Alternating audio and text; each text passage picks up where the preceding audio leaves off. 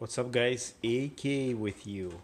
Today I'm going to made in Russian it's called kotleta. It's a kind of hamburger, but it's a little bit different than usually you see everywhere.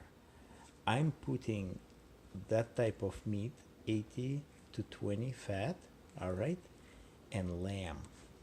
That brings good taste.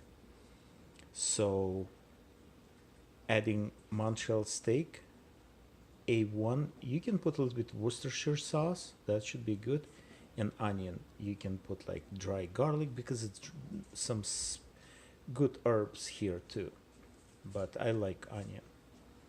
Then wait maybe hour, 2 hours, and then grill it. Serve with a potato. You will see a result very soon. Oh yeah, good to go. Here we go guys. Juice is just coming right there, man. I like it like very well cooked with pickles. It's different type. It's Nathan. It's kind of Polish type, and mashed potatoes. So good.